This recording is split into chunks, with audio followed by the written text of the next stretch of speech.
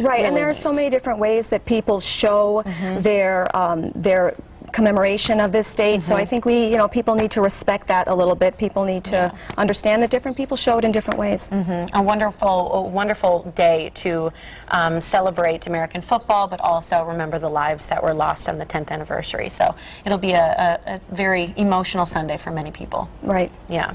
Well, before we move on with the show today, a little programming note. We really want you to join us on Monday because it will be our 5-year anniversary here on the Morning Blend. We're going to be taking a look back at some very memorable moments on the show. We've got lots of giveaways for you, our viewers, to thank you for watching throughout the years. It's going to be. Is there going to be a spoof reel? Yeah, there will be. Oh, there will yay. be. There'll be lots of spoofs. I mean, there's a lot of reels in general. So very fun show, and you need to tune in. We'll be doing giveaways every 5 minutes during the show.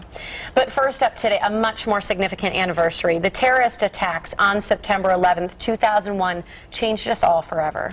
We adults will never forget where we were when it happened. But what about today's children who were too young to comprehend it all? Well, joining us now is Dr. John Duffy. He's a clinical psychologist and certified life coach. Dr. Duffy, you recently talked with teenagers about their experiences that day. What did they tell you? It was interesting. What they were most struck by was our experiences. What the kids I talked to remembered was what their parents said and saw. My mom was really freaked out. You know, my parents didn't know whether to send me to school or not.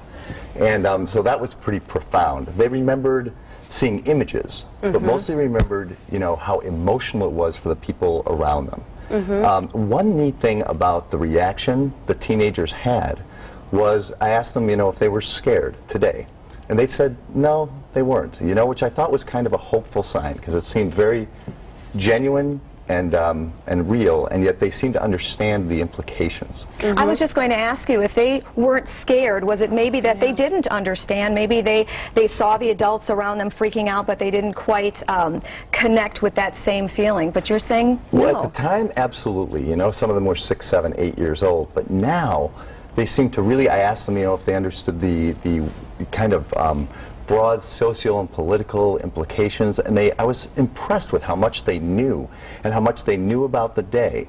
But even now, they're saying, no, they were scared then, but they're not scared now, which I thought was kind of cool. I think it is, too, and a lot of people remember you from being on the show. You're the author of The Available Parent. Yes. We've had you on for so many parenting expert advice tips. I think this is an important one to talk to our kids, and something that really put it in perspective that you had said in some of your information is about, we who were not around or remembering the Kennedy assassination, it's sort of that sort of mindset, and that's something that's a good way for, I think, parents to think about it, that it does impact the children, but in a much different way than if you experienced it yourself in a full conscious state. Such a good point. These anniversaries are touchstones for us. Yeah. And I think it's important enough that we want it to be something for our kids more than just a note in a history book. And I think the way to make it that is to share our experience of what we went through and to let them talk about what they went through. I remember my dad talking about the Kennedy assassination. I took a class on Kennedy, but not until he talked about that day did I really have it contextualized in my mind. So I think that's how we bring it home for our kids, to talk about it really openly. So how much do we need to say to our kids? And, I always think, we've talked on the show many times about the fact that moments like this are truly teachable moments for kids. Absolutely. That you can grasp and really make a difference in that child's life because you teach them something. Yeah. What should we be saying to kids, and how much do we really need to go into it? This is a really important question, and it depends on our kids' ages, for sure, and their developmental levels. But we don't want to overwhelm them with the negative, but we don't want to sugarcoat what happened either. So at the very least, we need to tell kids, hey, this was a really important day in our history where tragedies took place and a lot of people lost their lives, innocent people. So at the very least, kids need to know that to understand our reactions, so they understand what they see from us, what they see on TV. You can also take the opportunity to talk about how insidious violence is, and you can talk about, tolerance, and you can talk about, respect for one another and things like that. There's a lot of teachable moments in here. I like what you said about telling them about the negatives, but also trying to soften it up a bit, because I'm sure that there are a lot of parents out there that have difficulty even talking about this day without choking up, getting misty, breaking down, and for the kids that can probably be a little terrifying to have your parents still, all these years later, getting so emotional about something that for them was history. It never happened. Absolutely right. So it's unnerving to see mom and dad, kind of distraught in a way. My son says, boy, I never saw you guys like that before, so I remember that, and it's scary for them. Probably not an inappropriate fear, but the more you talk to them about it and let them understand, okay, here's what happened that day. We haven't had many days like this. This is why we always remember what 9/11 was, And I think it's a good way to talk about history, too. You talk about, whether it's a celebration or it's a tragic remembrance, days in history that have impacted our country, and how maybe we can talk about that, too, as a family. Absolutely. Right, 9/11 maybe stands alone as a standout day where, we could never forget it, but there are lots of events that we need to talk to our kids about and give them context for, and let those be touchstones for them as well.